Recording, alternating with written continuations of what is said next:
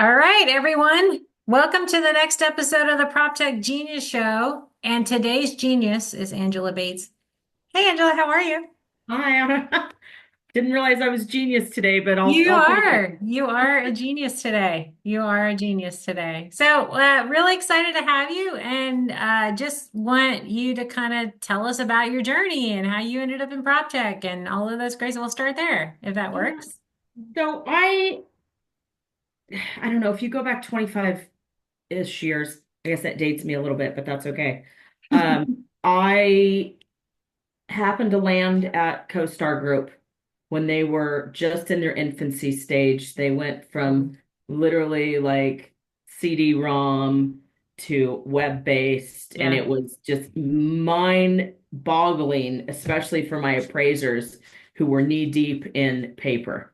Mm. So I didn't really think anything of it. Like I didn't realize it was techie, and then all of a sudden we're getting tech awards. And I think I was living in Portland at the time, maybe Vegas. I'm not sure. I relocated from Portland to Vegas for them. And I remember having to go pick up an award that was, we're one of the number one tech companies. I'm like, what? What do you mean? We're commercial real estate information, Mhm. but on the very high tech side. So I have kind of always gravitated towards that. Mhm. Um, I left for a little bit. Just, sometimes people think the grass is a little bit greener when you get out and do some other things. Plus, when you're kind of in the real estate world, especially commercial, and interest rates get a little wild and fluctuate too much. I got out and did some other stuff. Worked at Thomson Reuters on the Reuters side, or Yeah. on the Thomson side, on the tax and accounting division, but still a little bit software, a little bit techy. I went back to CoStar, still on the tech side. I ended up going and doing self-employment for about 8 years as an investment sales broker, hence a Mhm. couple of the committees that I'm thinking about joining with you guys, just kind of on the capital raising side and the strategic initiative. So Yeah. I did that. I kind of always am the one in the group or on the team that starts to embrace the tech side of the business. Mhm. Um, I was just telling someone yesterday, actually at Entrada that I'm talking with, that I remember taking a couple people on my team at Newmark 9 years ago, not too long ago, literally from desktops to laptops, and then now they use iPads. I mean, it's just been Mhm. like earth-shattering for a couple people. So, but my background is property, really mostly multifamily. And I just kind of have that tech background as a sales professional. Not that I know how to build anything, but I Yeah. know the best way really to sell technology in terms of time saving Mhm. and productivity. So that's kind of how I got to where I am today. I'm in the middle of companies right now. I've got a couple companies that I'm kind Mhm. of towards the tail end of joining. Both of them have a property flair to them. One is surprising that they have a property flair to them, but they've got some things going on. They're publicly traded, so I can't really talk about it quite yet. That's okay. And then the other one, if I threw out the names, everyone would know them. But I through that, I've met some different people. Like I kind of took a step back, and I've been not working per se for 3 months, but I've been doing a little different networking. And I just noticed a couple different people, really had the US Prop Tech Council on their LinkedIn profile. So I started checking into it. And then Yeah. I kind of got further and further, and I reached out to you, signed up. That's kind of where I'm at. Yeah. I don't know what I can get out of prop tech, but I feel like I can add something to For a couple sure. of these committees and Yeah. councils that are available just based on my investment sales background Hmm. and my prop tech, kind of the marriage of the two. So Yeah. that's in a I think, nutshell what yeah. I've been doing. I don't know, like cradle to today. That's awesome. Yeah, I think the prop tech industry is, obviously I'm when I started the council, I really wanted it to be I just felt like the prop tech industry, because the real estate industry was so fragmented, that prop tech just kind of followed suit. So like the prop tech companies that were focused on multifamily just did multifamily stuff, and then that's kind of where they hung and they did their thing. And I was like, but why are we talking to one another? Why, if I'm building something over here for life sciences that has applications in other asset classes, why aren't we talking? Right. And so it was interesting when I initially started this whole thing. I was like, oh, let's just be a really big umbrella. And we did that. And then I realized, but people like to find their homies. And so we had to build these small working groups underneath the big umbrella. And but yeah, and so and then embracing the finance side of the business and the PE side of the business and all of that is really kind of we're starting to get there now. And that's where I came from. I had a PE firm, a real estate PE firm before I got into tech. And so I get it. I mean, they have their own animal too, and and real estate funds and the institution guys that need data and to manage their investments from an asset management standpoint. I mean, so I think we'll get there. I think the council is kind of evolving. Obviously, we're a very young organization, but I like where it's going and where it's kind of headed, which is super cool, which is super fun. And Yeah. yeah, and we're so glad to have you. This is so awesome. So when you were at all the companies that you've been at, um, from an insider perspective, like on the real estate side, um, have you seen the changes in the industry from its not so much its like friendliness to data, or how has the industry kind of approached that as you've seen it over time? Oh, I do think there is a friendliness to data. Yeah. Quite specifically, you know that it is an absolute must have, cannot live without, and people fight it and then they become friendly. And again, and I'm gonna reference CoStar a handful of times. I mean, I worked for them when we were absolutely changing the industry. Right. Again, CD-ROM to what is this web-based, and now I Right. think some people in the industry understand cloud-based. I think some still don't. Yeah. But when people are stealing the data, Right. that's when you know you've landed, right? Right. Yeah. Right. So yes, it went from people not wanting it, couldn't believe that they would pay for it, to I've just brought on a new person and we need another license. Yeah, it's a friendly environment now. Okay. They still, I don't care what the invoice, what the logo is on the invoice that's put in front of people right now. I think there's still just a level of animosity about data. And there's companies that know how to data mine well and Mhm. clean it up. There's some companies that just data mine and don't clean up. Yeah. Um, so yeah, I think it's a friendly environment Hmm. now, and I see redundancies in a lot of it. You have a lot of different companies that always try to come in and take a piece of the market share from the company that started that niche. Mm. And then and either those companies, evolve, and then you have, line items that are, the leader in the industry, the Hmm. three ankle biters, and then the one that your brother-in-law owns, right? So Right. you're paying 5 times for the same thing. Hmm. And because the SEC doesn't allow a complete monopoly in everything, Right. some companies still continue to exist. So yeah, I've seen a lot of changes, I think, since 2020. Hmm. Um, the cloud-based applications Yep. and the need for sharing data Yes. is just paramount. Yeah. I Yeah. mean, just try to do it without. Like, I'll give you an example. I bought a new house and I closed in December of 20. Mm. So I'm dealing with a title company, one of the biggest ones. I'm dealing with a lender, one of the biggest ones. Yeah.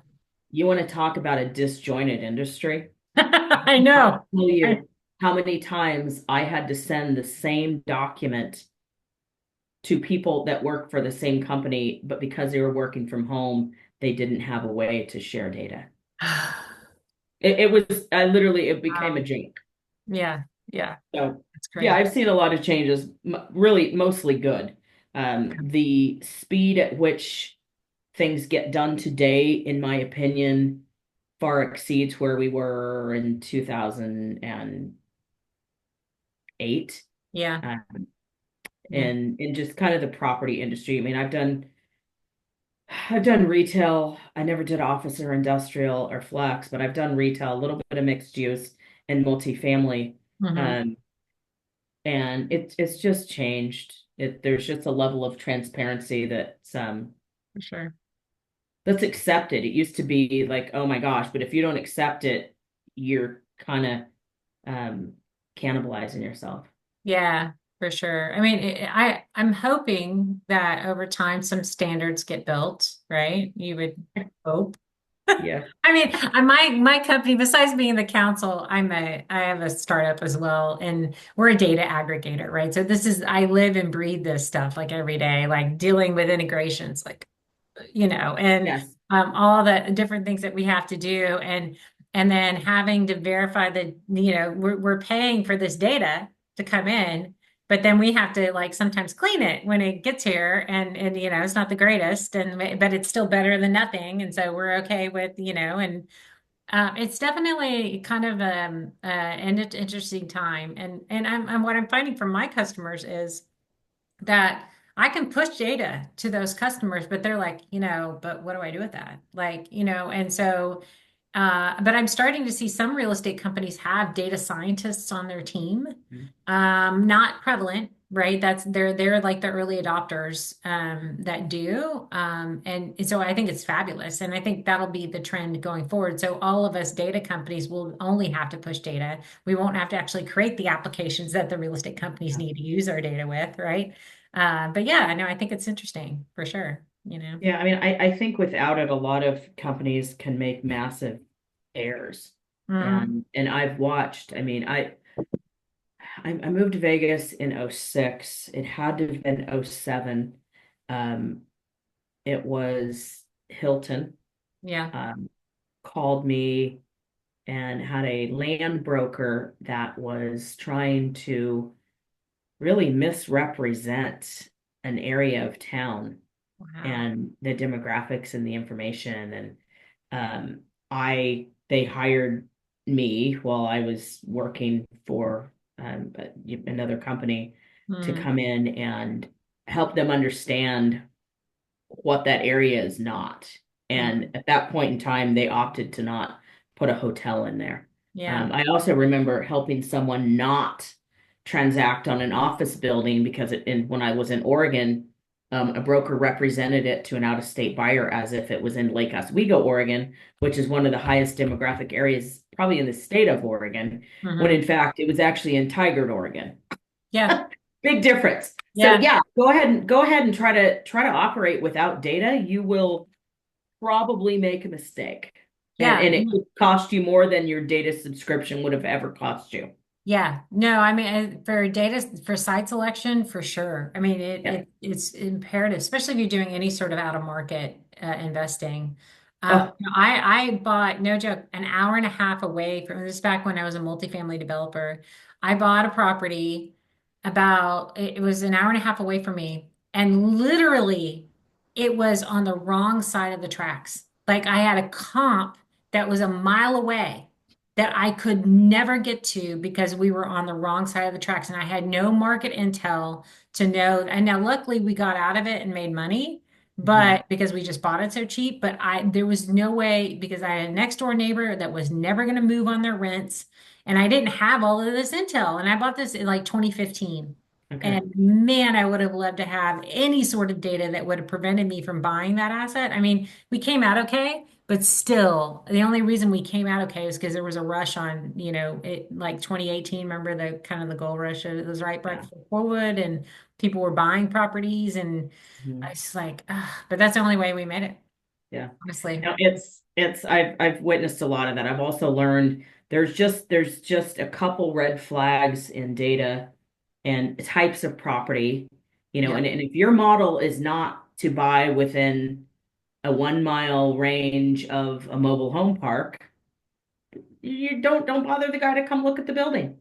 Um, Yeah. it's just because Yeah. you're or low income housing. Mhm. We're Vegas, I live in Las Vegas, and Mhm. we don't have a lot of it here, but we're starting to get more. We are one of the holdouts with the state, considering all the states around us. And Mhm. it's starting to be that there are investors that, it will just naturally cap your rent. So Yeah. that building can only be worth so much, um, until that those rents change at that building. And then you've got opportunity zone issues. We had a property on kind of a path of development area in Henderson, Nevada, that was built on opportunity zone land, and it didn't get finished, and it was going back to the bank. And I don't know the intricacies of what's happened, but somebody's picked it back up because we hadn't thought about, okay, you sell this OZ land to this Mhm. developer. What if Yep. it doesn't develop? What if it's not successful? You know? So there's all kinds of things that data could have helped that person For uh vet out before they bought that land. Like, you're not going to get $2 per square foot rents when everything around you is either low income housing or a buck 10. Just sure. your $2 is pie in the sky. I don't care.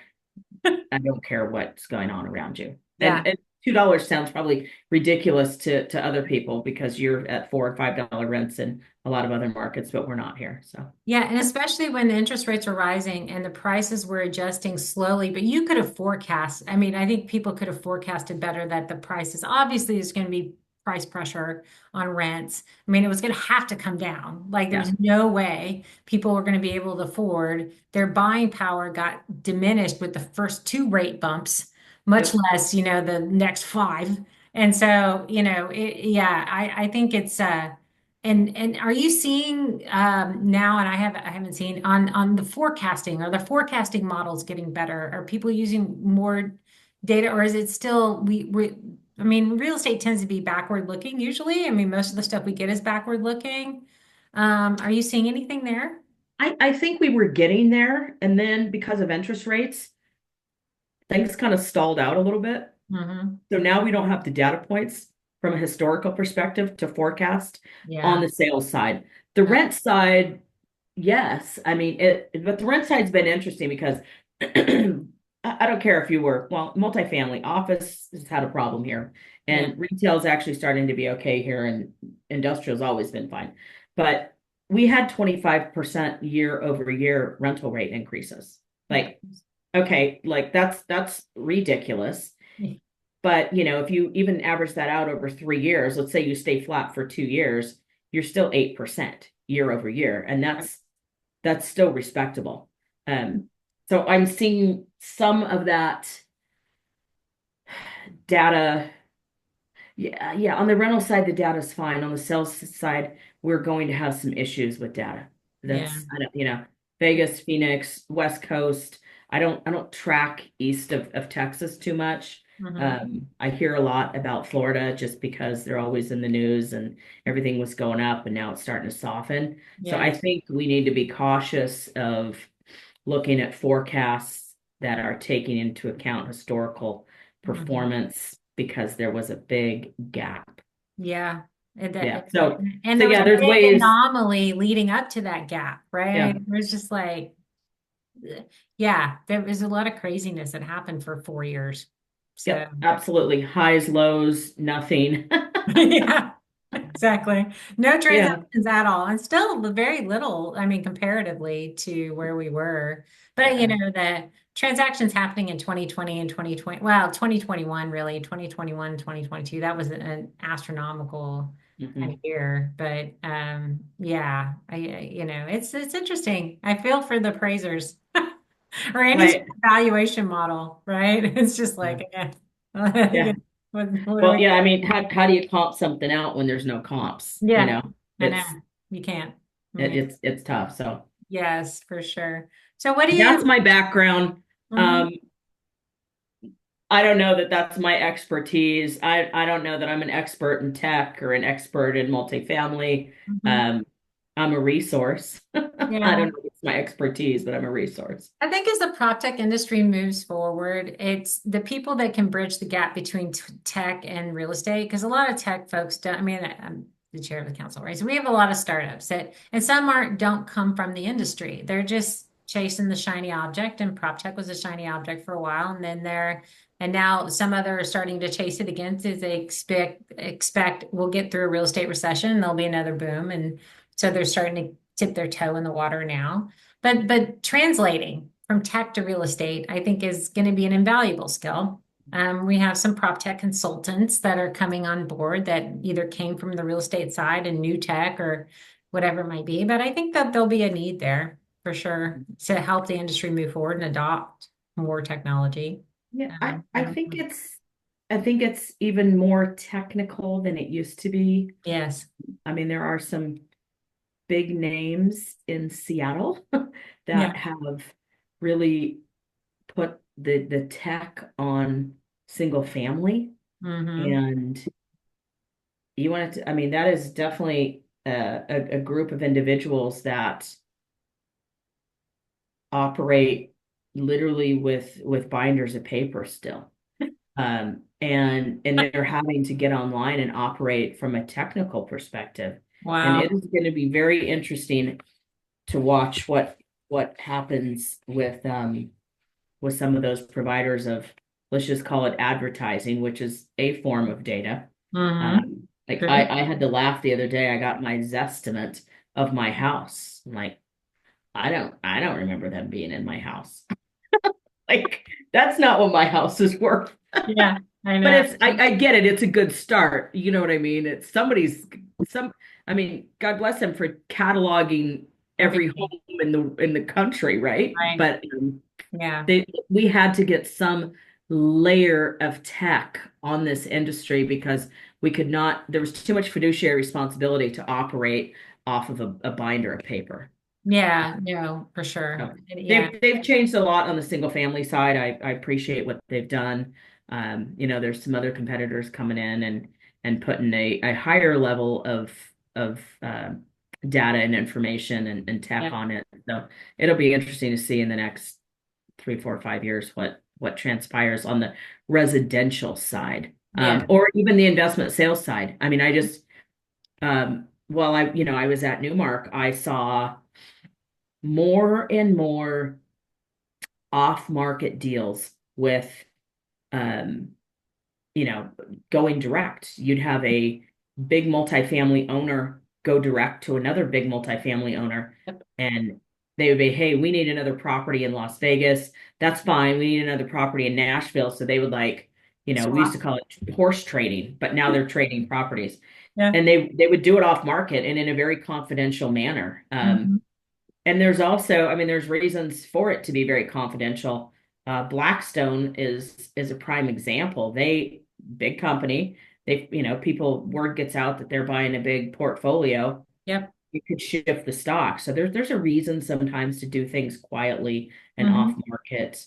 Yep. And I just see more and more of that going on. I do. Yeah, no, I think so too, for sure. I mean, it's and even when I was buying or acquiring, so I was a smaller operator, obviously. I mean, I had several thousand units, but I was still small.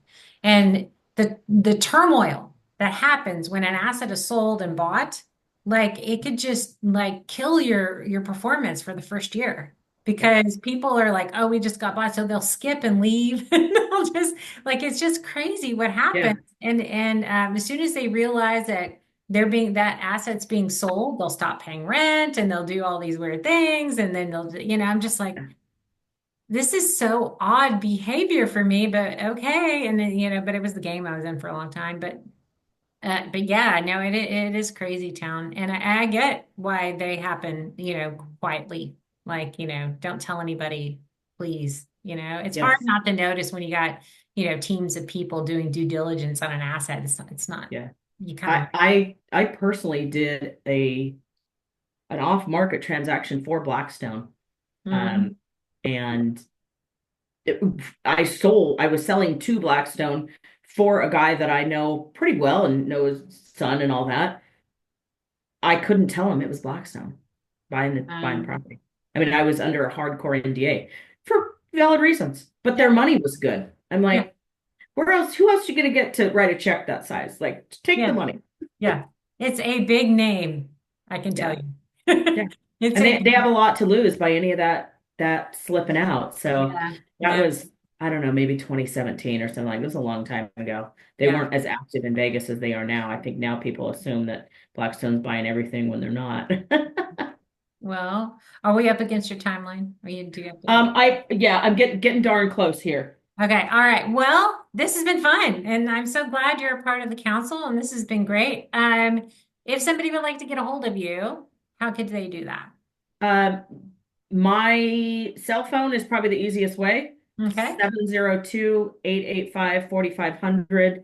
And my email as of today is just a regular old Gmail, acw1122 @gmail. I did have a gentleman reach out to me last night. Let me tell you who it was.